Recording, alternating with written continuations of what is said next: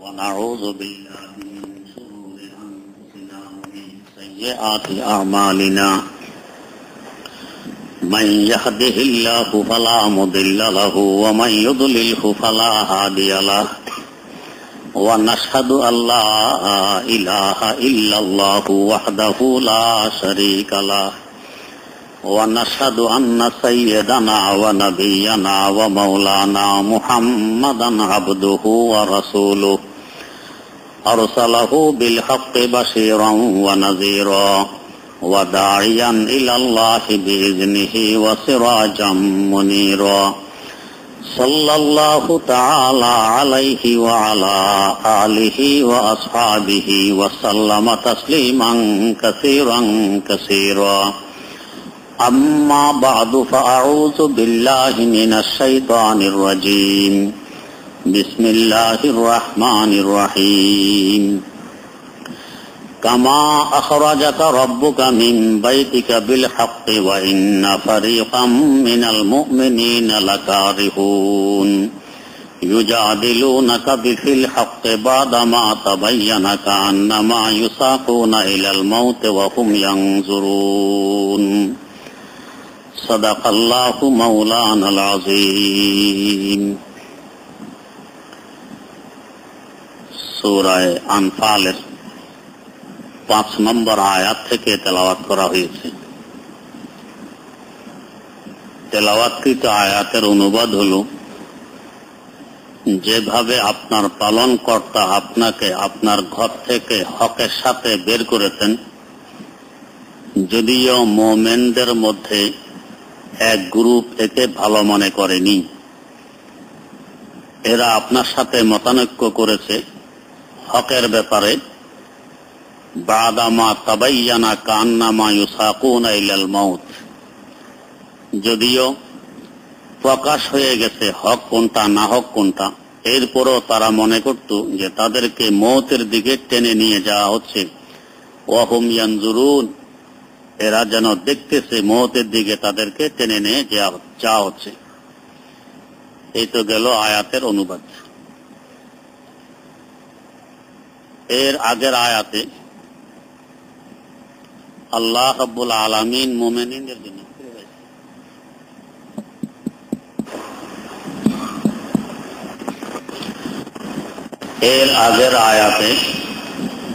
আল্লাহ রাব্বুল আলামিন মুমিনদের জন্য ওয়াদা করেছেন রিজকে কারীমের, ওয়াদা করেছেন মাগফিরাতের, ওয়াদা করেছেন উচ্চ মর্যাদার। রিজকে কারীম, মাগফিরাত এবং উচ্চ মর্যাদা যা ভবিষ্যতের কথা। দুনিয়া তো ভবিষ্যতে দিবেন, আখিরাত তো আরো দূরের ভবিষ্যৎ। কারো সন্দেহ হতে পারে যে ভবিষ্যতে আল্লাহ পাক ওয়াদা করছেন দিবেন কি দিবেন না, আমরা তো নিশ্চিত নই। হ্যাঁ, এখনই যদি কিছু দিয়ে দিতেন তাহলে বুঝতেন, তো ভবিষ্যতের কথা। এই ভবিষ্যতের কথা যে নিশ্চিত, এর মধ্যে কোনো প্রকারের সন্দেহ নেই। আল্লাহ পাক বুঝাইতে চাইতেছেন কামা আখরাজাকা রাব্বুক, যেমন ধরুন আপনাকে আপনার পালনকর্তা আপনার ঘর থেকে বের করেছে। এখানে আল্লাহ পাক ইশারা করতেছেন বদরের রণাঙ্গনের দিকে। বদরের যুদ্ধ হয়েছে মদিনা থেকে অনেক দূরে। আল্লাহ রাসূলের ঘর মানে মদিনায়ে মুনাওয়ারা, এখান থেকে দূরে নিয়ে গেছেন বদর নামক স্থানে, অনেক দূরে।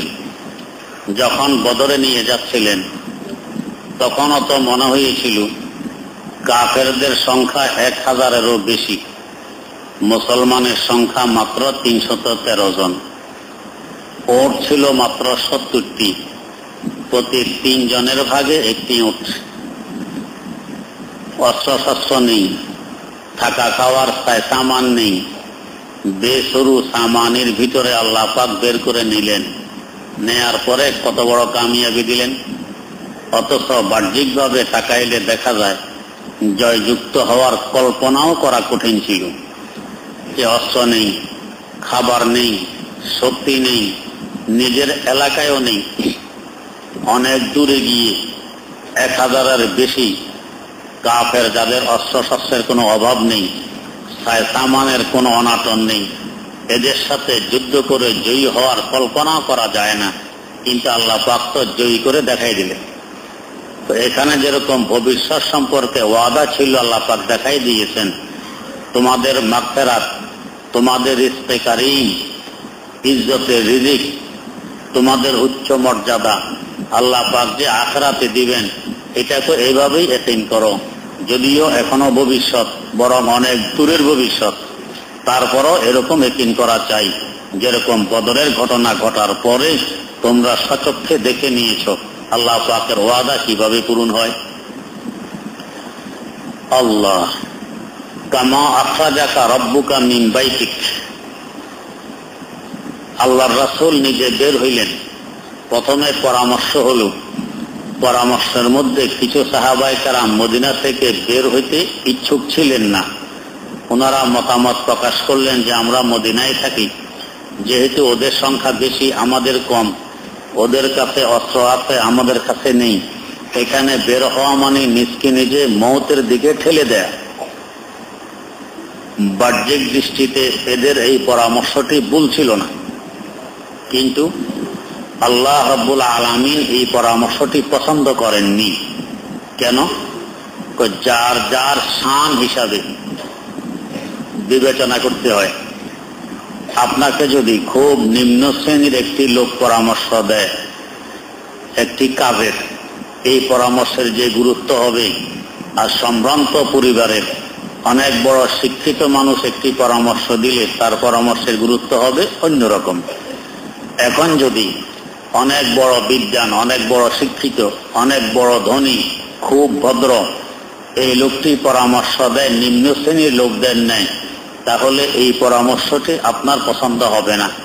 আমরাও বলি যে তোমার মতো মানুষ এই কথাটি কি করে বললে? হ্যাঁ, অমক ব্যক্তি যদি বলতো, অমক বস্তির লোক যদি বলতো, তাহলে এক কথা ছিল, তোমার মতো মানুষ এই কথাটি কি করে বললে? তো হযরতে সাহাবায়ে কেরাম রাদিয়াল্লাহু তাআলা আনহুম, এই জগতে হযরতে আম্বিয়ায়ে কেরাম আলাইহিমুস সালাতু ওয়াস সালামের পর যাদের স্থান, আল্লাহ রাব্বুল আলামিন তাদেরকে বাছনি করেছেন। মুসনাদে আহমদ বিন হাম্বলে একটি হাদিস উল্লেখ আছে, আল্লাহ রাব্বুল আলামিন রোজে আজল, মানব ইতিহাসের প্রথম দিন, আমাদের আদি পিতা সাইয়্যিদানা হযরত আদম আলা নবিয়িনা ওয়া আলাইহিস সালাতু ওয়াস সালামের পিঠ মুবারকে কুদরতি হাত রাখলেন।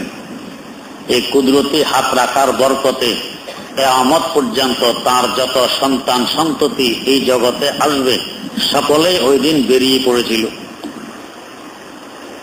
এরপর আল্লাহ পাক সকলের দিকে একটি বিশেষ দৃষ্টি দিলেন।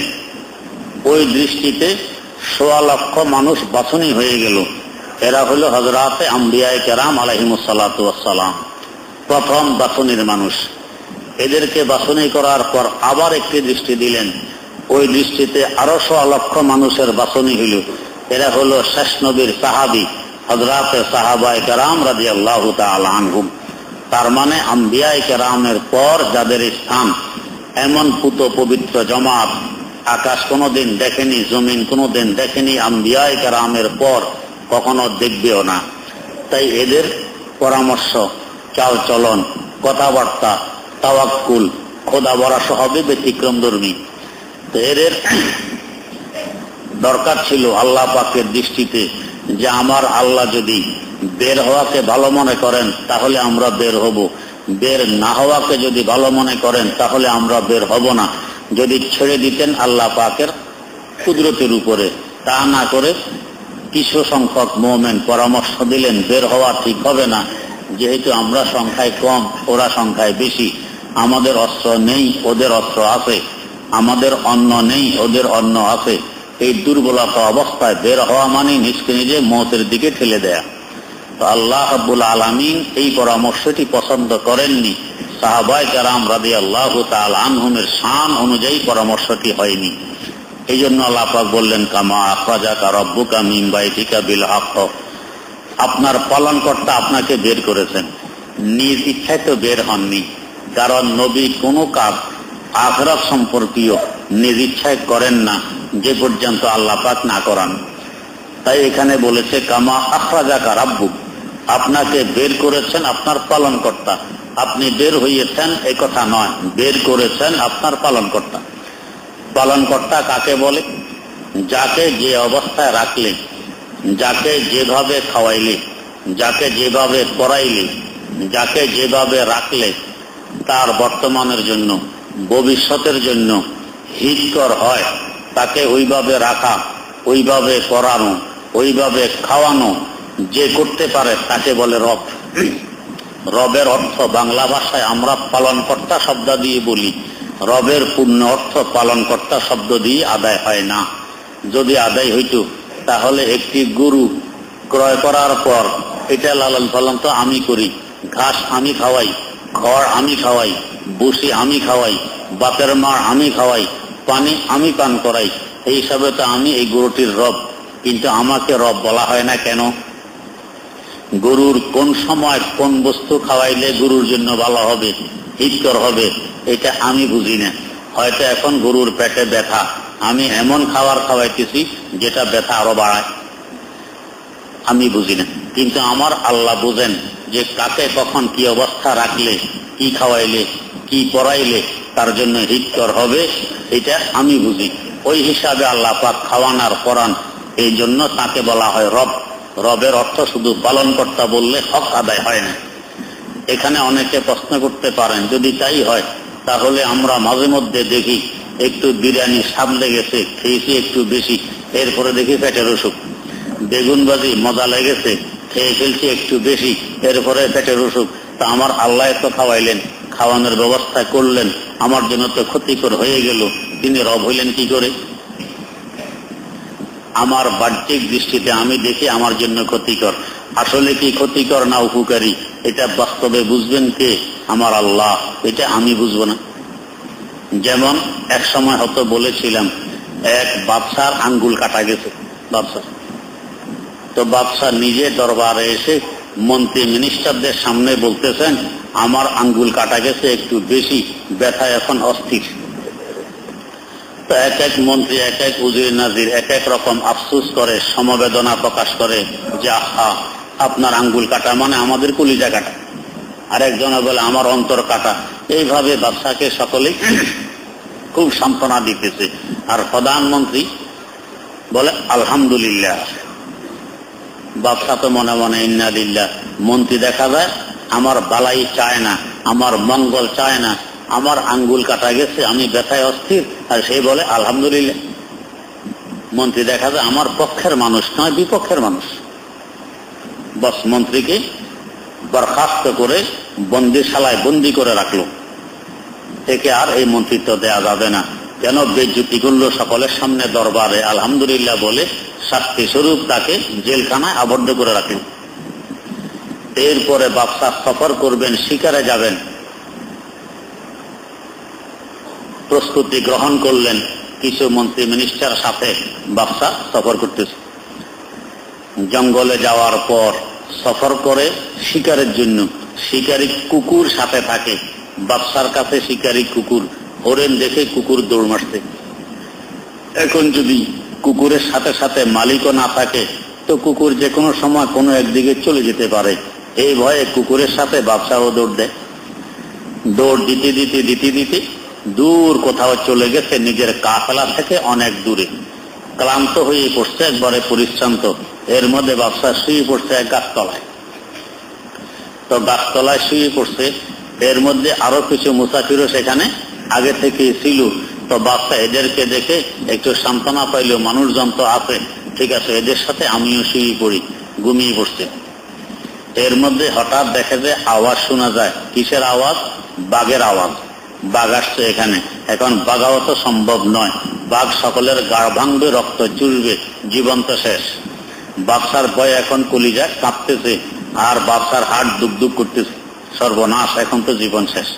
আর বাঘের নিয়ম হইল বাদশা শিকার করে একেবারে নিখুঁত, যার মধ্যে কোনো দোষ ত্রুটি নেই, এইভাবে ত্রুটি মুক্ত কোন জানোয়ার শিকার করে গাড় ভাঙে আর রক্ত চষে, ত্রুটি যুক্ত কোন জানোয়ারকে সে শিকার করে না, এটা তার জন্য সে বেইজ্জতি মনে করে।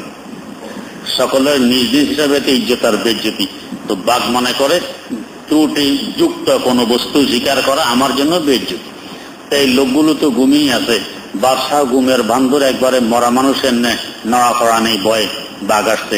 তো বাঘ এসে চোখেও দেখে, নাকেও সঙ্গে তার মধ্যে কোনো দোষ ত্রুটি আছে কিনা। বাদশার কাছে এসে চোখেও দেখলো, নাকেও শুনলো, দেখে যে আঙ্গুলে একটা কাটা। তো এটা তো দোষ যুক্ত, দোষ মুক্ত নয়। এটাকে যদি স্বীকার করে খায় তাহলে বাঘের বাহাদুরি ঠিক থাকে না, বাঘ নিজের জন্য বেইজ্জতি মনে করে। তাই বাচ্চাকে আর খাইল না। আর বাকি যারা দোষ মুক্ত ছিল, কোন প্রকার ত্রুটি নেই, এদের গাড় ভেঙে খেয়ে দিয়ে বাঘ চলে গেছে।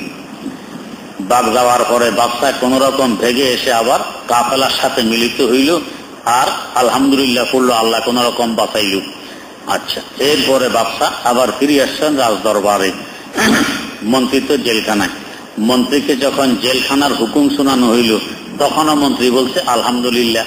প্রধানমন্ত্রী বাদশার আঙ্গুল কাটার সংবাদেও আলহামদুলিল্লাহ, জেলখানার সংবাদেও আলহামদুলিল্লাহ। বাদশা কোনো আলহামদুলিল্লাহ তাৎপর্য বুঝল না। দরবারে ফিরে এসে এখন একটা বুঝে আসছে যে আমার আঙ্গুল কাটার পর মন্ত্রী যে আলহামদুলিল্লাহ বলেছিল, এখন তো বুঝে আসছে যদি আঙ্গুলটা কাটা না যাইতো আমি এতক্ষণ বাঘের পেটে থাকতাম, আমি জিন্দা থাকতাম না। এই আঙ্গুল কাটার বরকতে বাঘের আক্রমণ থেকে বেঁচে গেলাম, এটা তো আলহামদুলিল্লাহ ঠিক আছে। কিন্তু মন্ত্রীকে যে জেলখানায় ঢুকাইলাম, এখানে মন্ত্রী আলহামদুলিল্লাহ বলল, এটা তো এখনো বুঝে আসেনি। তো বাদশা এটা বুঝার জন্য মন্ত্রীকে আবার ডেকে আনাইলো জেলখানা থেকে। মন্ত্রী আসার পর বলতেছে, মন্ত্রী আমার আঙ্গুল কাটার পর যে আলহামদুলিল্লাহ বলেছ, এটা তো বুঝে এসে গেছে যে এই আঙ্গুল কাটার কারণে আমি বাঘের আক্রমণ থেকে বেঁচে গেছি। কিন্তু তোমাকে যে জেলখানায় বন্দী করলাম, এই সংবাদ শোনার পরও তুমি পড়ছো আলহামদুলিল্লাহ, এটা তাৎপর্য এখনো বুঝলাম না। মন্ত্রী বলেন, বাদশা কেন বোঝেননি? যদি আমাকে জেলখানায় বন্দী না করতেন তো তাহলে আপনার শিকারে যাওয়ার সময় সফর সঙ্গী হিসাবে আমিও তো পাশাপাশি থাকতাম। তা আপনি যেদিকে দৌড় দেন আমিও সেদিকে দৌড় দিতাম আপনার সাথে সাথে। যেহেতু আমি প্রধানমন্ত্রী, তো যেখানে আপনি শুয়েছেন আমিও সেখানে শুইতাম। তো আপনার না আঙ্গুল কাটা, আমার তো আঙ্গুল কাটা ছিল না, আমি ছিলাম দোষ মুক্ত। তো বাঘ আমারও গাড় ভাঙতো, আমাকেও রক্ত চুষে খেত, আমি এখন আর জিন্দা থাকতাম না। এই জেলখানার বরকতে আমিও জিন্দা রইলাম, বাঘের আক্রমণ থেকে বাঁচলাম। এই জন্য জেলখানায় ঢুকার পরেও আলহামদুলিল্লাহ। তো মানুষ পরে বুঝে কোনটা আমার জন্য উপকারী আর কোনটা অপকারী, আগে বোঝে না। কিন্তু আমার আল্লাহ পাকের কাছে অতীত, বর্তমান, ভবিষ্যৎ সব একরকম। এই তিন রকম তো আমাদের কাছে, আমাদের দৃষ্টিতে আমার আল্লাহর কাছে সব একরকম।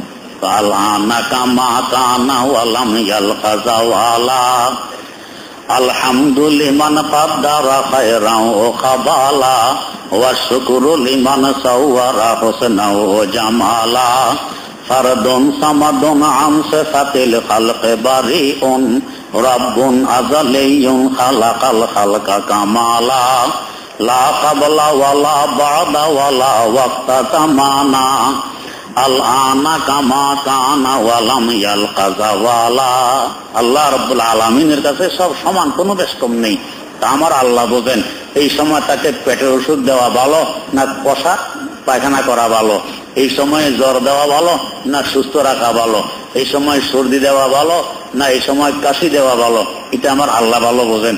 ওই হিসাবে দেন, আমরা বুঝি না। আল্লাহ পাক বলতেছেন, ইন্না খালাকনা লাকুম মা ফিল আরদি জামিআ, আমি জমিনে যা কিছু সৃষ্টি করেছি সব সৃষ্টি করেছি তোমাদের উপকারার্থে। এই রোগ ব্যাধি এগুলোও তো আল্লাহর সৃষ্টি, এগুলো উপকারার্থে। যত রকম হিংস্র প্রাণী আছে, সাপ বলেন, বিচ্ছু বলেন, এগুলো উপকারার্থে। তো সব উপকারের জন্য সৃষ্টি করেছি, অপকারের জন্য নয়। যদি আমরা দেখি অনেকগুলো অপকারী, অনেকগুলো উপকারী। এই যে আমরা ধান খেতে বীজ দিই, পোকামাকড়ে ধান নষ্ট করে বীজ দিই। একবার এই সম্পর্কে লেখালেখি হয়েছে খুব পত্রিকায়, ধান খেতে বীজ দিলে যে পোকাগুলো ধান নষ্ট করে এগুলো তো মারা যায়, কিন্তু এর সাথে আরো বহু পোকা আছে ধানের জন্য বড় উপকারী, ওগুলোও মারা যায়, ধানের জন্য ক্ষতিকর হয়। তাইলে উপকারীও আছে আবার ক্ষতিও আছে। তো তো দেখা যায় তো পোকা নষ্ট করবে ধান, আসলে এটা ধানের জন্য উপকারী। যেমন এই যে আমরা পানি সিদ্ধ করে পান করি যাতে রোগ জীবাণু মারা যায়, পানির মধ্যে মোট 124 প্রকারের উপকরণ আছে। এই পানি সিদ্ধ করলে অনেক উপকরণগুলো মারা যায়। পানি পান করলে যে উপকার হইতো মারা যাওয়ার কারণে সিদ্ধ পানি পান করলে সেই উপকার আর হবে না। এই জন্য দেখবেন সিদ্ধ ছাড়া এমনি পানি পান করলে যে একটা স্বাদ, সিদ্ধ পানিতে ওই স্বাদ নেই, পরিবর্তন এসে গেছে, কারণ অনেক উপকরণ মারা গেছে, এগুলো পানির মধ্যে আর নেই। তো প্রত্যেক বস্তুর মধ্যে উপকারও আছে, অপকারও আছে। ব্যবহার যদি ঠিকভাবে করতে পারি তাহলে উপকার হবে, ঠিকভাবে করতে না পারলে অপকার হবে। একবার এক লোক পায়খানা করতে গেছে, পায়খানা এখন তো স্যানিটারি পায়খানা, ময়লা দেখা টাকা যায় না, ময়লা চলে যায় ট্যাঙ্কির ভিতরে। আগের যুগে এই 2 ডালওয়ালা গাছের ডাল গেড়ে রাখতো খালের পাড়ে কিংবা কোনো গর্তের কিনারায়, সেখানে বসে মানুষ প্রয়োজন সারত। তো ময়লা সব জমে থাকতো, এখানে মাছের ডিম পড়ত, এই সাদা লম্বা লম্বা পোকা জন্ম নিত, পোকা কিলবিল কিলবিল করত। যেমন কোনো গরু ছাগল মারা গেলে দেখবেন এগুলোর মধ্যেও পোকা পড়ে, কিলবিল কিলবিল করে। এই পায়খানা এরকম পোকা কিলবিল করে। এক লোক পায়খানা করতে গিয়ে চিন্তায় করতেছে, আল্লাহ বলতেছেন সব কিছু তোমাদের উপকারার্থে সৃষ্টি করেছি, এই পোকা এগুলো আমাদের কি উপকারে আসে? এগুলো পায়খানা থাকে দেখতে আরো ঘিন লাগে, এগুলো কিসের উপকার? মনে হয় যেন কথাটি আল্লাহ পাক ঠিক বলেন। এইভাবে আস্তে আস্তে লোকের চোখের জ্যোতি নষ্ট হয়ে গেছে। হাকিমের কাছে গেছে চিকিৎসার জন্য।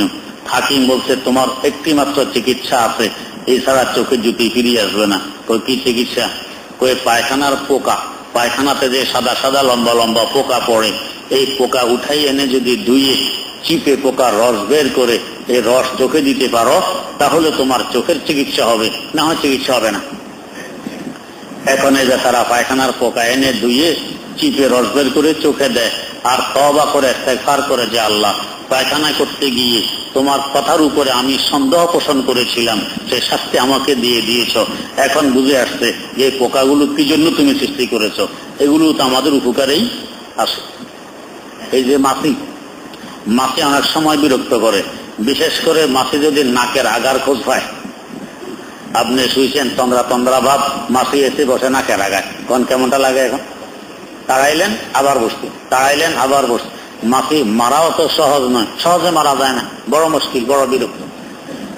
তো অনেক সময় মনে আসে এই মাছি কি কাজে আমাকে বিরক্ত করে, খাবারে বসে রোগ জীবাণু নিয়ে বসে, বড় মুশকিল। এখান থেকে সেখানে রোগ জীবাণু বয়ে নিয়ে যায়। একবার দারুল উলুম দেওবন্দ এলাকায় খুব মাছি, একবারে মাছির উপদ্রব, শোয়া যায় না, বসা যায় না, ঘুমানো যায় না, খাওয়া যায় না, মাছি আর মাছি। তখন দারুল উলুম দেওবন্দের প্রথম শাইখুল হাদিস আল্লামা ইয়াকুব নানুতুবি রাহিমাহুল্লাহ জিন্দা ছিলেন, বড় সাহেবে কাশফ কারামাত বুজুর্গ। আল্লাহ, কত বড় বুজুর্গ! একদিন বুখারী শরীফ পড়ানোর জন্য দারুল হাদিসে ঢুকতেছেন আর বলতেছেন মানওয়াকে ছোড়া, মানওয়াকে ছোড়া, মানওয়াকে ছোড়া, মানায়া ছেড়েছি, মানায়া ছেড়েছি, মানায়া ছেড়েছি। ছাত্ররা আশ্চর্য, কাকে সম্বোধন করে বলতেছেন, কি মানাইছেন, কিছু তো বুঝতেছি না। ক্লাসে এসে বসার পর ছাত্ররা ধরলো যে হুজুর কি মানাইলেন, কাকে মানাইলেন, আমরা তো কিছু বুঝলাম না। তো বলতেছেন ভাইয়েরা, দারুল উলুম দেওবন্দ বেসরকারি প্রতিষ্ঠান, কওমি মাদ্রাসা, সরকার স্বীকৃতি দেয় না, সার্টিফিকেট দেয় না, এরা সরকারি চাকরি বাকরি পাবে না, এই রিজিকের ব্যবস্থা কি হবে এই নিয়ে আমি চিন্তিত ছিলাম, জীবিকা নির্বাহের ব্যবস্থা কি হবে এই নিয়ে চিন্তিত ছিলাম। বহুদিন যাবৎ আল্লাহ রাব্বুল আলামিনের দরবারে দরখাস্ত পেশ করতেছিলাম যে আল্লাহ, এই ছাত্ররা এখানে পড়ে তোমার দ্বীন শিখে, তোমার কালাম, তোমার রাসূলের হাদিস শিখে, এদের জীবিকা নির্বাহের ব্যবস্থা কি হবে, এদের তো সার্টিফিকেট নেই, একে একটু জানতে চাই। এই দরখাস্ত বহুদিন যাবৎ পেশ করে আসতেছি। আজকে রাত্রে তাহাজ্জুদের সময় আল্লাহ পাক জানাইলেন, কাশফ ইলহামের মাধ্যমে জানাইছেন যে দারুল উলুম দেওবন্দ থেকে, তাই সরাসরি হোক, পরোক্ষ হোক আর প্রত্যক্ষভাবে হোক, যেভাবে হোক, দারুল দেওবন্দ এবং তার শাখা প্রশাখা থেকে যারা পাশ করে বের হবে এরা কমপক্ষে মাসে 10 টাকা কামাই করতে পারবে। ব্রিটিশ আমলের কথা, তখন 10 টাকা অনেক কিছু, কমপক্ষে 10 টাকা। শর্ত হইল দেওবন্দিয়ত ধরে রাখতে হবে। দেওবন্দিয়ত মানে সুন্নতের পাবন্দি। ওলামায়ে দেওবন্দের বৈশিষ্ট্য হইল এরা সুন্নতের খুব পাবন্দি করে। যখন জানতে পায় এটা সুন্নত, জীবন যাবে এটা ছাড়বে না। এরা বেদাত থেকে অনেক দূরে থাকে। যখন জানতে পারে কাজটি বেদাত, এর দ্বারা কাছে এরা আসবে না। তো সুন্নতের পাবন্দি এটা হলো দেওবন্দিয়ত। এটা যদি কেউ ধরে রাখতে পারে তো তাহলে ইনশাআল্লাহ এরা রিজিকের জন্য পেরেশান হইতে হবে না। এই যে রিজিকের ব্যবস্থা আল্লাহ পাকের পক্ষ থেকে হয়ে যাবে। তা এখনো আমরা দেখতেছি যে এক এক কওমি মাদ্রাসায় শত শত ছাত্র, হাজার হাজার ছাত্র ফ্রি খেতেছে লিল্লাহ বড়িয়ে। সরকারের অনুদান নেই, আয়ের নির্দিষ্ট কোনো খাত নেই, কিন্তু আলহামদুলিল্লাহ খেয়েই তো যাচ্ছে। এই পর্যন্ত কোনো মাদ্রাসা তেমন সমস্যায় তো পড়েনি। আল্লাহ রাব্বুল আলামিনের পক্ষ থেকে চলতেছে, আর চলবে না বা কেন? আল্লাহু আকবার। এই যে কয়েকদিন আগে একটা নাড়া মারলো, মনে আছে তো? বর্রাতে যে নাড়া মারলো, ভূমিকম্প হইল, মনে আছে? কোটি কোটি মানুষ ঘুমে দিব। আর আধা মিনিট যদি নাড়াটা থাকতো, কত কোটি মানুষ শুধু আমাদের দেশে মারা যেত। এই যে মানুষ ঘুমে দিবর, এই সময় আপনারা কওমি মাদ্রাসাগুলো এসে দেখলে দেখতেন কওমি মাদ্রাসার হেফজখানার ছাত্ররা যে আল্লাহ নাড়া মারতেন, সে আল্লাহর কালাম তেলাওয়াতে ব্যস্ত ছিল। কত শিক্ষক, কত ছাত্র, এরা তখন তাহাজ্জুদ পড়ে আল্লাহর দরবারে চোখের পানি ছাড়তেছিল। আমার তো অন্তর সাক্ষী দেয় আল্লাহ পাক আমাদেরকে নিষ্কৃতি দিয়েছেন এই কওমি মাদ্রাসার ছাত্র শিক্ষকের বরকতে, যে এই সময় আমি নাড়া মারলাম, এই সময় আমার এই বন্দারা আমাকে নিয়ে ব্যস্ত, এই সময় আমার এই বন্দারা আমার দরবারে চোখের পানি ছাড়তেছে, এই সময় আমার এক কর্তৃকাশী শিশু যাদের কোনো গুনাহ নেই, যারা মাসুম, এরা আমার কালাম তেলাওয়াতে ব্যস্ত। আর এই অবস্থায় আমি ভূমিকম্প দিয়ে সকলকে নিষ্পেষিত করে দিব, এটা আমার রহমত পরিপন্থী। তাই আল্লাহ পাক আমাদেরকে বাঁচাই দিয়েছেন। তো আল্লামা ইয়াকুব নানুতুবি রহমতুল্লাহ আলাইহি, এখন এলাকায় শুধু মাটি আর মাটি। লোকজনেরা তাকে এসে ধরল যে হুজুর, মাটির উপদ্রবে আমরা থাকতে পারতেছি না, একটু দোয়া করুন যাতে আল্লাহ পাক মাটিগুলো মেরে ফেলেন, অথবা মাটি চলে যায়, দোয়া করুন। তো মানুষের পিড়ায় পিড়িতে হযরত দোয়া করছেন, আল্লাহ এই এলাকা থেকে মাটি নিয়ে যান অথবা মেরে ফেলুন। বস দোয়া করছেন আল্লাহর ওলি, মাটি একদম সাফ, কোনো মাটি নেই, পরিষ্কার। আল্লাহ রাব্বুল আলামিনের কিছু বান্দা আছেন দোয়া করতে দেরি, তার ফল হাতে আসতে দেরি হয় না। শায়েখে কাতিয়া, শায়েখুল আরব ওয়াল আজম সৈয়দ হোসেন আহমদ মাদানী রাহিমাহুল্লাহু তাআলার খলিফা, সিলেট বাড়ি, ময়মনসিংহ গেছেন একখানে দাওয়াতে। তো ওইখানে রূপবানের গান হবে, রূপবানের গান। আগের যুগে এক গান হইতো, মেয়ে নাচাইতো। ওলামায়ে কেরাম, দিনদার, পরহেজগার, মুত্তাকি এরা বাধা দিতে, অনেকে শুনতো না। এখন এরকম করে, অনেকে গান বাদ্য করে, আলেম ওলামারা বাধা দিলে শোনে না, উল্টা আরো এদের বিরুদ্ধে চারণ করে। যেমন এই যে সামনে আসতেছে কি কয় ভালোবাসা দিবস, সামনে ভালোবাসা দিবস আসতেছে। এই দিনে বিভিন্ন জায়গায় যে মাহফিল গুলো হবে, প্রায় মাহফিল বন্ধ করে দিয়েছে। এই দিন ভালোবাসা দিবস, মাহফিল করা যাবে না। মুসলমানের দেশ, যে গান বাদ্য করবে, অশ্লীল ভাবে চলবে, জিনায় লিখতে হবে, এটা তো ঠিক আছে, কিন্তু আল্লাহর রহমত আনার জন্য, গজব দূর করার জন্য যে মাহফিল হবে, এটা করা যাবে না, এটা নিষেধ। আল্লাহ মাফ করুন। কবে আল্লাহ পাক বুঝ দিবেন। তো শায়েখে কাতিয়া আসছেন ময়মনসিংহ, পাশে এক জায়গায় রূপবানের গান। লোকেরা বলছে হুজুর এখানে রূপবানের গান হবে, আমরা বাধা দিয়েছি, শোনে না, গান হবে, আল্লাহ পাকের কাছে একটু দোয়া করুন যাতে হইতে না পারে। সাথে সাথে হাত তুলছেন, হাত তুলে বলতেছেন, আল্লাহ এখানে কি রূপবানের গান হবে? রূপবানের গান কি আমি বুঝি টুঝি না, যদি এটা ভালো জিনিস হয় তো এত ভালো করে হোক, আর যদি এটা মন্দ হয় তো তোমার ব্যবস্থা তুমি করো। তো মাত্র এতটুকু বললো, ঘূর্ণিঝড় এসে যে ঘরে বসে উনি দোয়া করতেছেন ওই ঘরে ফাল নিয়ে গেছে উড়ে। আর যেখানে গান হবে প্যান্ডেল তছনছ করে গেছে ঘূর্ণিঝড়ে, গান আর হইতে পারেনি। আল্লামা ইয়াকুব নানুতুবি রাহিমাহুল্লাহ দোয়া করছেন, আল্লাহ মাটি নিয়ে যান। তো মাটি নিয়ে গেছেন, এলাকা পুরা পরিষ্কার, কোথাও মাটি নেই। কিন্তু এরপরে হায়রে দুর্গন্ধ, এখন নিঃশ্বাস নেওয়া যায় না, নাক টানা যায় না, শুধু দুর্গন্ধ। ব্যাপার কি এত দুর্গন্ধ? এরপরে বুঝে আসছে এই দুর্গন্ধগুলো তো মাছিয়ে খায়, মাছিয়ে খেয়ে দুর্গন্ধ তার পেটের ভিতরে ঢুকাই ফেলে। এখন তো মাছি নেই, দুর্গন্ধ কার পেটে ঢুকবে? তাই এখন দুর্গন্ধ বাইরে, পুরো আবহাওয়া দূষিত হয়ে গেছে, পরিবেশ নষ্ট হয়ে গেছে, শুধু দুর্গন্ধ, থাকা যায় না দুর্গন্ধে। এখন লোকজন এসে আবার ধরছে, হুজুর আমরা তো তখন বুঝি নাই, এখন তো দুর্গন্ধে থাকা যায় না, আবার দোয়া করুন মাছি আবার আসুক। তবে আগের মতো এত বেশি পরিমাণে নয়, যাতে আমরাও সহ্য করতে পারি আর দুর্গন্ধ খেয়ে এরা পেটে ঢুকাইতে পারে, একটু কম। আবার দোয়া করছেন আল্লাহ, আগে তো দোয়া করছিলাম বুঝি নেই, মাছি সরাই নেওয়ার জন্য, এখন বুঝে আসছে মাছি তো দুর্গন্ধ খেয়ে তার পেটে ঢুকায়। আল্লাহ এখন মাছি আবার পাঠান, তবে আগের মতো একটু বেশি নয়, একটু কম সম, যাতে আমরাও সহ্য করতে পারি আর দুর্গন্ধ এরা পেটে ঢুকাইতে পারে। এরপরে আবার অল্প আকারে কিছু মাছি আসছে, আবার দুর্গন্ধ শেষ হয়ে গেছে। তাহলে এখন বলুন, আমরা তো মনে করি মাছি কি কাজের, আমাকে আমাদের নাকে বসে ঘুমাইতে দেয় না, এটা আমাদের খাবারে বসে রোগ জীবাণু নিয়ে এখান থেকে সেখানে ছড়াইয়া দেয়, এই মাছির কি দরকার? কিন্তু এই মাছির দুর্গন্ধ চুষে খেয়ে ফেলে। তাই দেখবেন যেখানে দুর্গন্ধযুক্ত কোনো বস্তু সেখানে মাছির ভিড়, আর যেখানে সুগন্ধ সুঘ্রাণ এখানে মাছি নেই, কারণ এটা মানুষের জন্য উপকারী, এটা ফ্যাটে ঢুকানোর দরকার নেই, এটা আবহাওয়া যত থাকবে ততই ভালো। আর যেখানে দুর্গন্ধ সেখানে মাছি, এই দুর্গন্ধগুলো তাদের পেটের ভিতরে ঢুকাইয়ে আবহাওয়া দূষণমুক্ত করে দেয়, আবহাওয়াকে বিশুদ্ধ করে দেয়। তা আমার আল্লাহ কখন কাকে কি দিলে তার জন্য হিত হবে, উপকারে আসবে, তা আমরা বুঝি না, আমার আল্লাহ বুঝেন। এই জন্য তাকে বলা হয় রব। এই সময় পেটের অসুখ হলে আমার জন্য ভালো, এই সময় আঙ্গুল কাটা গেলে আমার জন্য ভালো, এই সময় জেলখানা গেলে আমার জন্য ভালো, এই সময় সর্দি আসলে আমার জন্য ভালো, তা আমি বুঝি না, আমার আল্লাহ বোঝেন। এই জন্য তাকে বলা হয় রব। আল্লাহ পাক এখানে বলতেছেন কামা আপ্পা জাকা রব্বুকা, আপনার রব আপনাকে বের করেছেন, আপনি নিজ ইচ্ছায় বের হননি। পয়গম্বর দ্বীনের কোনো কাজ, ইসলামের কোনো কাজ নিজ ইচ্ছায় করেন না, যে পর্যন্ত আল্লাহ পাক না করান। এই জন্য ও নবী আপনি বেরিয়ে পড়েছেন আপনার ঘর থেকে, এ কথা না বলে আল্লাহ পাক বলতেছেন আমি বের করেছি আপনাকে আপনার ঘর থেকে।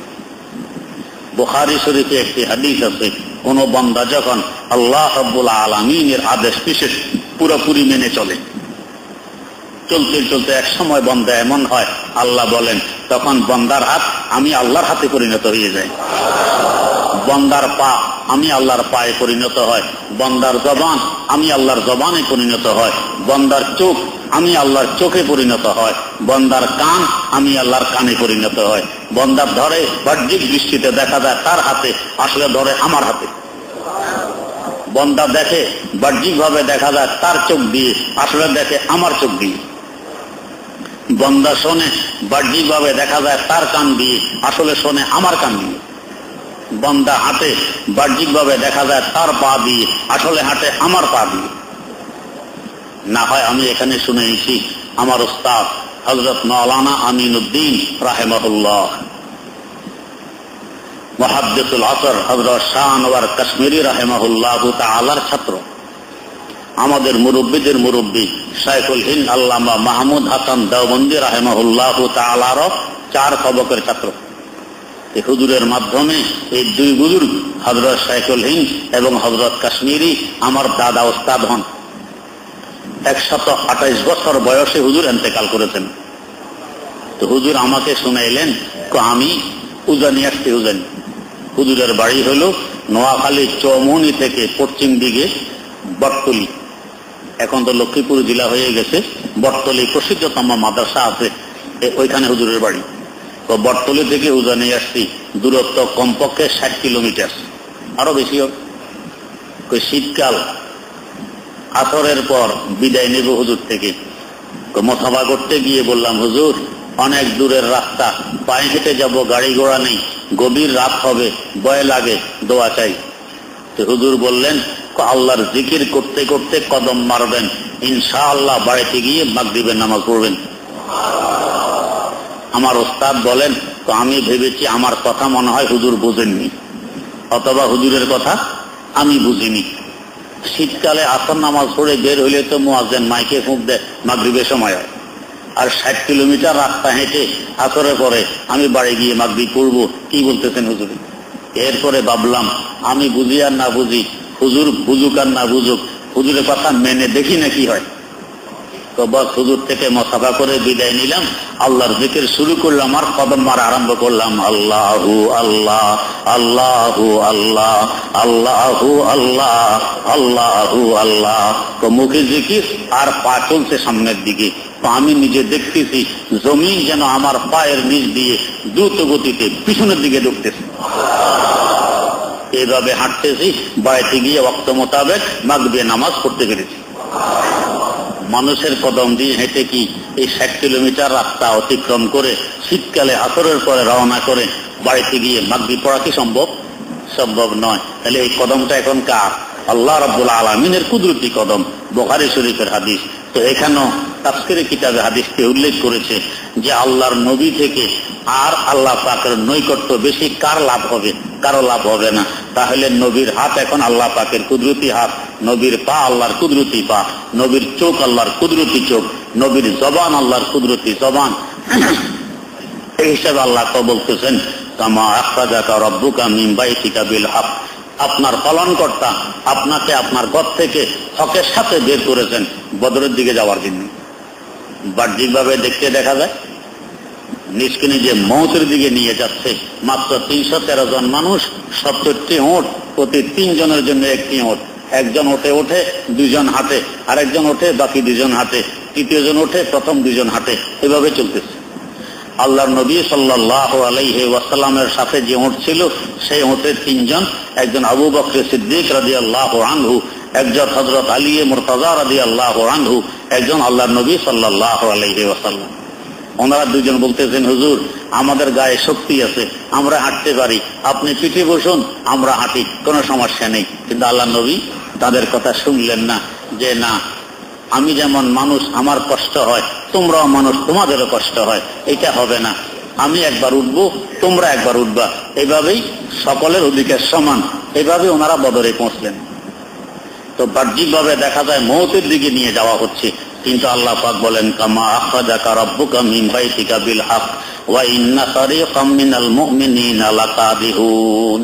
কিছু মুমিনরা তাকে ভালো মনে করেনি যে আমাদেরকে তো মওতের দিকে নিয়ে যাবে। আল্লাহ পাক তাদের এই মনে করাকে পছন্দ করেননি, তাই বলছেন, ইউজাদিলুনাকা ফিল হক্কি বা'দা মা তাবায়্যানা কাআন্নামা ইউসাকুনা ইলাল মাউতি ওয়া হুম ইয়ানজুরুন। আপনার সাথে মতানৈক্য করলো যে এদেরকে মওতের দিকে নিয়ে যাওয়া হচ্ছে। এটা সাহাবায়ে কেরামের শান পরিপন্থী, আল্লাহ পাকের এটা পছন্দ হয়নি। কিন্তু সাহাবী তো সাহাবী, আমার মতের সাথে মিলুক আর না মিলুক, আমার নবী যা বলবেন তা আমাকে মানতে হবে। এই জন্য সাহাবায়ে কেরাম নবীর কথাই মানতেন। যদিও দেখছেন মওতের দিকে নিয়ে যাওয়া হচ্ছে, তারপরও পিছপা হননি, নবীর সাথেই বদর পর্যন্ত পৌঁছছেন। সেখানে পৌঁছার পর যখন যুদ্ধ সংগঠিত হইল, এই এক যুদ্ধে পুরা কাফের বিশ্বকে না মেরে দিল। এখান থেকে শুরু হইল মুসলমানদের বিজয়। একের পর এক ইসলামের পতাকা আস্তে আস্তে উঠতে আরম্ভ করল। তো প্রথম তো মনে হয়েছিল পুরা দুনিয়ার মধ্যে কাফের বিজয়ী হবে, মুসলমানরা পরাজিত হবে। সামান্য কয়েকজন মুসলমান এরা পরাজিত হইলে আর দুনিয়াতে আল্লাহর নাম নেওয়ার কেউ থাকতো? আল্লাহর নবী সাল্লাল্লাহু আলাইহি ওয়াসাল্লাম আরিশের মধ্যে, বদরের পাশে একটি টিলা আছে, এই টিলায় হুজুরের জন্য খেজুরের পাতা দিয়ে একটি ছোট্ট ছাউনি বানায় দেওয়া হয়েছিল। হুজুর এখানে সিজদারত অবস্থায় মুসলমানদের জন্য দোয়া করেছিলেন। ওই জায়গায় এখন একটি মসজিদ নির্মাণ আছে, নাম হলো মসজিদুল আরিশ। আল্লাহ রাব্বুল আলামিন তৌফিক দিয়েছেন, এই বান্দা সেই মসজিদে গিয়েও কয়েক রাকাত নামাজ পড়েছে। তো মসজিদে আরিশ যেখানে, এখানে হুজুর সিজদায় পড়ে কাঁদতেছিলেন যে আল্লাহ, এই মুষ্টিময় কয়েকজন মুসলমান যদি আজ পরাজিত হয়ে যায়, তাহলে তোমার নাম নিবে এই বিশ্বে এমন কোন মানুষ আর পাওয়া যাবে না। আল্লাহ রাব্বুল আলামিন তাদেরকে জয়ী করলেন। এখান থেকে ইসলামের বিজয় পতাকা উড্ডীন হতে আরম্ভ হয়। ওয়া ইন্না ফারিকাম মিনাল মুমিনিনা লাকারিহুন ইউজাদিলুনাকা ফিল হক্কি বা'দা মা তাবায়্যানা কাআন্নামা ইউসাকুনা ইলাল মাউত ওয়া হুম ইয়ানজুরুন। তো বোঝা গেছে আমার আল্লাহ যেটা চান ওর মধ্যে মঙ্গল, আর আমি যেটা বুঝি এর মধ্যে মঙ্গল হওয়া আবশ্যক নয়, অমঙ্গলও থাকতে পারে। বাহ্যিকভাবে যদিও দেখি বড় মঙ্গল, আসলে এটা অমঙ্গল হইতে পারে। আল্লাহ রাব্বুল আলামিন আমাদেরকে সহি বুঝে আমল করা তৌফিক দান করুন। সুবহানাল্লাহি ওয়া বিহামদিহি, সুবহানাকাল্লাহুম্মা ওয়া বিহামদিক আশহাদু আল্লা ইলাহা ইল্লা আনতা আস্তাগফিরুকা ওয়া আতুবু ইলাইক। প্রশ্ন, ওযুতে ঘাড় মাসে করা বেদাত, কথাটা সত্য কিনা? মোটো বেদাত নয়, ওযুতে ঘাড় মাসে করা মুস্তাহাব। প্রশ্ন, 4 রাকাত ফরজ নামাজ একা পড়ার সময় তৃতীয় বা চতুর্থ রাকাতে যদি ভুলে সূরা ফাতিহার পর অন্য সূরা পড়ে ফেলি তাহলে কি সাহু সিজদা দিতে হবে? দয়া করে জানাবেন। জি না, সাহু সিজদা দিতে হবে না। প্রশ্ন, ফজরের ফরজ নামাজের আগে বা পরে পূর্বের কাজা নামাজ পড়া যাবে কিনা? দয়া করে জানতে চাচ্ছি। জি, পড়া যাবে। প্রশ্ন, একটি ওয়াজ মাহফিলে এক বক্তা এইভাবে মানুষকে বুঝায় যে ক্ষমার ব্যাপারে বলে, আল্লাহর কাছে ক্ষমা চাইলে আল্লাহ কলিজা গলে মোমের মতো হয়ে যায়, এইভাবে বুঝানো কি ঠিক? কথাটি হলো একটু সূক্ষ্ম, হাকিকত এবং মাজাজ। যদি কোনো মুমিন বলে তো এটা মাজাজ অর্থে ব্যবহার হয়, যারা বোঝে এদের জন্য বলা ঠিক আছে, যারা বোঝে না তাদের জন্য এভাবে বলা ঠিক নয়। প্রশ্ন, আমার মায়ের মৃত্যুবার্ষিকী, ইসলামে মৃত্যুবার্ষিকী নেই, মায়ের জন্য দোয়া চাই এভাবে বলবেন। জন্মবার্ষিকী, মৃত্যুবার্ষিকী, ম্যারেজ ডে, এই সমস্ত ডে ইসলামে নেই, এগুলো হলো বিজাতিদের কুসংস্কার। প্রশ্ন, আমি 60,000 থেকে 1 লক্ষ টাকার মধ্যে একটি কুকুর কিনতে চাই পালন করার উদ্দেশ্যে। এই কুকুরটিকে আমাদের ঘর বা ঘরের বারান্দা রাখতে চাই এবং অবসর সময় কুকুর সাথে কাটাইতে চাই, তো জায়েজ হবে কি? এটা মুসলমানের শান নয়। লক্ষ মানুষ না খাই মরতেছে, মাথা গোদার ঠাই নেই, ফুটপাতে এরা শুয়ে রাত কাটায়, আর সেখানে আমি 1 লক্ষ টাকা দিয়ে কুকুর কিনি, এটা মানুষের রুচি পরিপন্থী। আর অবসর সময় কুকুরের সাথে কেন কাটাবো? আমার কাছে কোরআন শরীফ নেই, আমার দেশে ভালো মানুষ নেই, অন্তত মসজিদের মুয়াজ্জিন সাহেব নেই, এদেরকে আমি কুকুরের সাথে কাটাই, এটা কুকুর মার্কা মানুষের স্বভাব। এক লোক সফর করতেছে, সাথে কুকুর। ওই গাড়ির বুরগিতে হাকিমুল উম্মত মুজাদ্দিদুল মিল্লাত হযরত শাহ আশরাফ আলী থানভী রাহমাতুল্লাহ আলাইহিও ছিলেন। তো কথায় কথায় হুজুর জিজ্ঞেস করলেন, এই কুকুর এটা আপনার সাথে কারণ কি? আপনারা না ওয়াজ করেন যেখানে কুকুর থাকে সেখানে ফেরেশতা থাকে না, তা আমি কুকুর নিয়ে থাকলে এই মালাকুল মউত যে রূহ কব্জ করে আজরাইল, উনিও তো ফেরেশতা, উনিও আসবেন না, তাহলে আমার আর মউত আসবে না, এই জন্য কুকুর নিয়ে সাথে থাকে। তো হুজুর জিজ্ঞেস করলেন, ভাই কুকুরও তো মরে না? মরে তো, তাহলে কুকুরের জানা তো কোন ফেরেশতায় কব্জ করে, তাহলে যে ফেরেশতায় কুকুরের জান কব্জ করে সেটা আপনারটা করবে। আর যদি কুকুর সাথে না থাকতো তার রহমতের ফেরেশতা এসে রূহ কব্জ করতো, ভালো হইতো। এইভাবে কুকুর নিয়ে, এগুলো ইংরেজদের স্বভাব, ওরা কুকুর নিয়ে ঘুরে ফিরে আল্লাহ মাফ করুক, এটা মুসলমানের স্বভাব নয়। প্রশ্ন, আমার ছেলে উচ্চ শিক্ষা নিচ্ছে এবং আমার মেয়ে এসএসসি পরীক্ষা দিচ্ছে, আমি ওদের জন্য দোয়া চাই, আল্লাহ পাক হেদায়েতের উপর অটল রাখুক। প্রশ্ন, ঈদের নামাজের খুতবাতে মাঝে মাঝে যে তাকবীর করা হয় এটা নাকি সহি তরিকা নয়, তাহলে সহি তরিকা কি? ঈদের নামাজের তাকবীর একসাথে 9 তাকবীর খুতবা শুরু করার আগে, আর 7 তাকবীর দ্বিতীয় খুতবা শুরু করার আগে একসাথেও পড়া যায়, মাঝে মাঝেও পড়া যায়। প্রশ্ন, মুমূর্ষ রোগীর শরীরের পশম ইত্যাদি কাটার হুকুম কি? মুমূর্ষ অবস্থায় কাটা যাবে, মারা গেলে আর কাটা যাবে না। প্রশ্ন, টেলিভিশনে ধর্মীয় আলোচনা করা জায়েজ আছে কি? যদি না থাকে তাহলে যারা করেন তাদের কি ধরনের অপরাধ হবে? ধর্মীয় আলোচনা জায়েজ আছে। প্রশ্ন, আগামীকাল 14 ফেব্রুয়ারি ভ্যালেন্টাইন্স ডে বা ভালোবাসা দিবস অনেকেই পালন করে। ভালোবাসা দিবস পালন করা, এই উপলক্ষে বাইরে ঘোরাফেরা বা মোবাইলে এই দিবস উপলক্ষে মেসেজ পাঠানো কি উচিত? মোটেও উচিত নয়। এগুলো হলো বিজাতিদের রীতিনীতি, মুসলমানের ঈমান, আকীদা, আমল ধ্বংস করার একটি পদ্ধতি মাত্র। আল্লাহ রাব্বুল আলামিন সহি বুঝদান করুন। প্রশ্ন, দুধের উপরে মাছি বসে তাহলে বোঝা যায় না। যাই হোক, মাছির ব্যাপারে দেখবেন, মাছি যদি কোনো খাবারে পড়ে তো কাত হয়ে পড়ে, এক পাখা খাবারের মধ্যে থাকে আর এক পাখা উপরের দিকে। হাদিস শরীফে আছে, মাছির এক পাখায় থাকে রোগ জীবাণু, আর এক পাখায় থাকে ওই রোগটা নিরসনের ওষুধ। তো মাছের যেই পাখায় রোগ জীবাণু থাকে খাবারে পড়লে ওটাকে খাবারের মধ্যে চুবিয়ে দেয়, যেটার মধ্যে ওষুধ এটা উপরের দিকে থাকে, এটা এখানে দেয় না।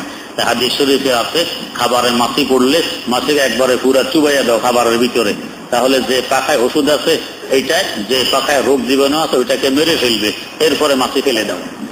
আল্লাহ রাব্বুল আলামিনের কুদরত, এক পাখায় জীবাণু আর এক পাখায় জীবাণু নিরসনের ওষুধ, অ্যান্টিবায়োটিক আল্লাহ পাক দিয়ে রাখছেন অ্যান্টিবায়োটিক। আমার শাইখ ও মুর্শিদ শাইখুল ইসলাম আল্লামা তাকি ওসমান দামাত বারাকাতুহু যখন ভিক্টোরিয়ার জলপ্রপাত দেখতে গেলেন, তো সেখানে পাশে এত সুন্দর সুন্দর গাছ দেখলে ঢুকতে মনে চায়, না ধরে থাকা যায় না। তো আমি এগিয়ে গেলাম গাছটা ধরবো, তো আমার সাথে যিনি ছিলেন পরিচিত উনি আমাকে টেনে পিছিয়ে সরাই আনলেন, ধরতে দিলেন না। তাই কি ব্যাপার? এই গাছটা ধরা মাত্র সাপে কামড় দিলে যেরকম ব্যথা হয় এরকম আপনার শরীরে ব্যথা হবে, এই গাছ ধরা যায় না। তো আমি জিজ্ঞেস করলাম, আপনি আমার সাথে আছেন তাই বললেন, ধরতে দিলেন না। যারা একা একা আসে এরা তো গাছের সৌন্দর্যতা দেখে গাছের আকর্ষণে আকর্ষিত হয়ে গাছটা ধরবে, তাদের বাঁচার উপায় কি? উনি দেখাইলেন এই গাছের নিচে ছোট ছোট আরো কিছু গাছ উঠছে, ওগুলো হলো এটার ওষুধ। এই ব্যথায় মানুষ পড়ে যায়, পড়ে গেলে ওই গাছগুলো দেহের সাথে লাগে, লাগলে আবার ব্যথা সরে যায়। তো আল্লাহ রাব্বুল আলামিন যেখানে ব্যথা সেখানে ব্যথার নিরসন। দর্দ আজিয়া রক্ত দরমানি জোহাম দিল কে দায়ে ওষুধ জানি জোহাম, যার পক্ষ থেকে ব্যথা তার পক্ষ থেকে ব্যথা নিরসনের ওষুধ। প্রশ্ন, হযরত ওমর রাদিয়াল্লাহু তাআলা আনহু কি হুজুর সাল্লাল্লাহু আলাইহি ওয়াসাল্লামের শ্বশুর? জি শ্বশুর। প্রশ্ন, জুমার নামাজ সহিহ হওয়ার জন্য কি কি শর্ত? বেহেশতে যাওয়ার কিনে দেখে নিবেন। প্রশ্ন, কোরআন শরীফ থেকে তেলাওয়াত করার দ্বারা কি খুতবার ফরজ আদায় হবে? যে আদায় হবে। প্রশ্ন, আযান এর সময় দেখা যায় অনেক কুকুর কেমন করে, এর কারণ কি? বড় আওয়াজ শুনলে কুকুরেরও মনে হয় বড় আওয়াজ করতে, এই জন্য সেও বড় আওয়াজ দেয়। প্রশ্ন, মামার মেয়ে বিবাহের জন্য আপনার কাছে দোয়া চাই, আল্লাহ পাক শরীয়ত অনুযায়ী ব্যবস্থা করুন। প্রশ্ন, মুনতাখাব হাদিস বইটি নাকি জাল হাদিস, এই সমস্ত বই পুড়িয়ে দিলে কোনো ক্ষতি হবে? যে ব্যক্তি এই সমস্ত বই পুড়িয়ে দেয় কিংবা দেওয়ার জন্য বলে তার ঈমানে সমস্যা আছে। এই সমস্ত বইগুলো অনেক গুরুত্বপূর্ণ বই, দুনিয়ার লক্ষ কোটি মানুষের মধ্যে পরিবর্তন ঘটাইছে। ফাজায়েলে আমাল, মুনতাখাব হাদিস এই কিতাবগুলো তালিমের মাধ্যমে লক্ষ লক্ষ মানুষের মধ্যে পরিবর্তন ঘটছে। এরা বদ্দিনী থেকে দিনদার হয়ে গেছে। যারা দিনদার হতে চায় না বা যারা দিনদার হয়, দিনদার হওয়াকে পছন্দ করে না, এমন লোকের গায়ে এই ধরনের কিতাবের কথা শুনলে আগুন লাগে। এজন্য এরা বলে এই বইগুলো জ্বালিয়ে দিতে, এটা মুসলমানের কথা নয়। প্রশ্ন, আমার খালাতো ভাই নাম মোহাম্মদ আর একজন সাইমন, উভয়ে 2-1 দিন পর খিঁচুনি উঠে, এদের জন্য দোয়া চাই, আল্লাহ পাক সকলকে সুস্থ রাখুন। প্রশ্ন, মানুষ মারা গেলে 3 দিনের মাথায় যে দোয়া করা হয় আবার খাওয়া দাওয়া করা হয়, এটা কি জায়েজ আছে? জি না, এই ধরনের অনুষ্ঠান বেদাত। ইসলামে 3 দিন, 4 দিন, 7 দিন, 40 দিন, 1 বছর এই ধরনের কোন অনুষ্ঠান নেই। প্রশ্ন, আপনার সোহবতে সব সময় থাকতে ইচ্ছে হয়, কিন্তু ব্যাপার হলো আপনাকে শুক্র ও বৃহস্পতিবার ছাড়া পাওয়া যায় না।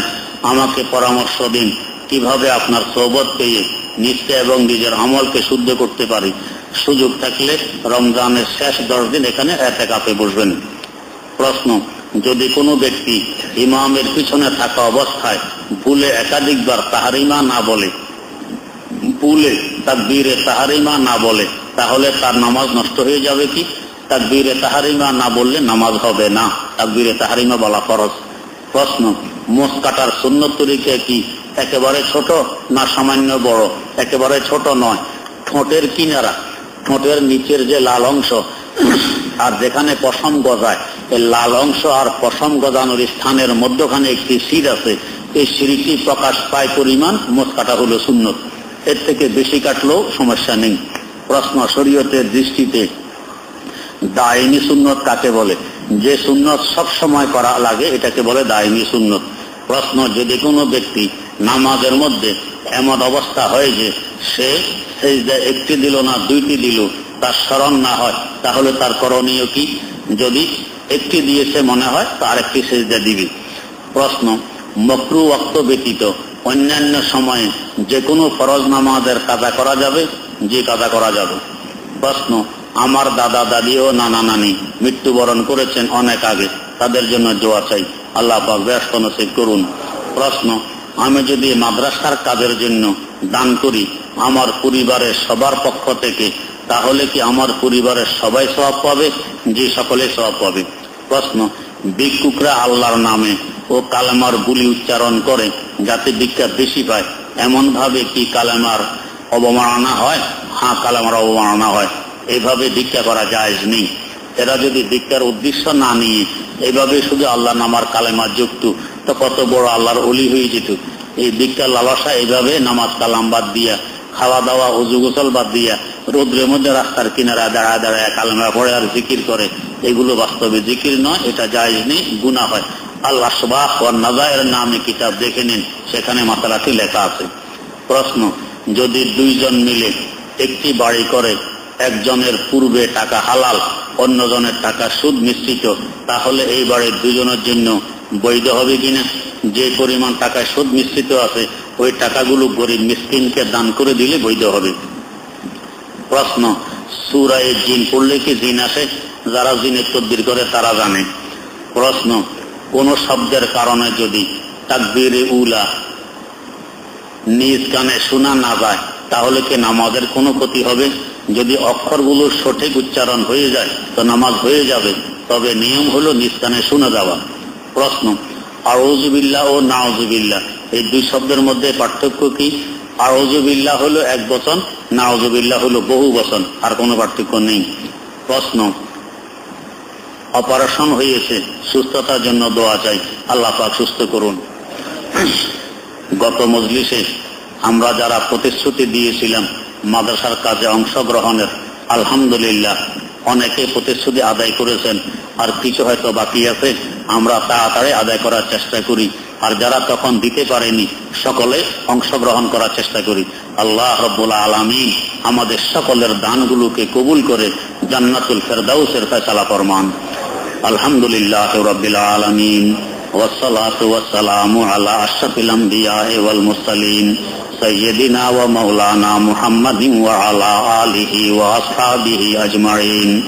রব্বানা আতিনা ফিদ দুনিয়া হাসানাতাও ওয়া ফিল আখিরাতি হাসানাতাও ওয়া কিনা আযাবান নার। রব্বানা যালামনা আনফুসানা ওয়া ইল্লাম তাগফির লানা ওয়া তারহামনা লানাকুনান্না মিনাল খাসিরিন। রব্বিরহামহুমা কামা রব্বায়ানি সগীরা। রব্বিরহামহুমা কামা রব্বায়ানি সগীরা। রব্বিরহামহুমা কামা রব্বায়ানি সগীরা। আয় আল্লাহ, কতগুলো অপরাধী মানুষ আপনার দুয়ারে বুক ভরা আশা নিয়ে হাত পেতেছি। মাওলাই কারীম, নবজাত শিশুর নিয়ে সকলকে নিষ্পাপ বানাইয়ে দেন। আয় আল্লাহ, রোগ ব্যাধি থেকে হেফাজত ফরমান।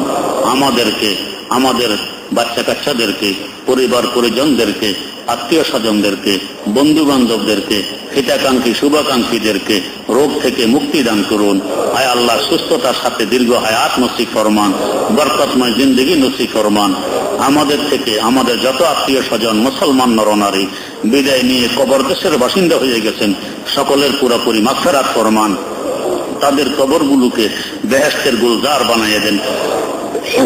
আয় আল্লাহ, যাদের আর্থিক দুর্বলতা আছে আর্থিক দুর্বলতা দূর করে দেন। যারা ঋণী আছে অতি সহজে ঋণ পরিশোধ করার ব্যবস্থা করে দেন। আয় আল্লাহ, যাদের বিয়ে হচ্ছে না, ছেলে হোক আর মেয়ে হোক, শরীয়ত অনুযায়ী বিয়ের ব্যবস্থা করে দেন। আয় আল্লাহ, বেশি বেশি হালাল রুজি কামাই করার তৌফিক দেন, হারাম থেকে দূরে থাকার তৌফিক দেন। আয় আল্লাহ, সুন্নত তরিকা অনুযায়ী জীবন পরিচালনা করার তৌফিক দেন। মওত পর্যন্ত সিরাতে মুস্তাকিমের উপর অটল রাখুন। সর্বপ্রকার বিপদ আপদ থেকে হেফাজত ফরমান, বলা মুসিবত থেকে সংরক্ষণ ফরমান। আয় আল্লাহ, দুশ্মনের দুশ্মনী থেকে, মুস্তানের মুস্তানি থেকে, চাঁদাবাদের চাঁদাবাজি থেকে হেফাজত ফরমান।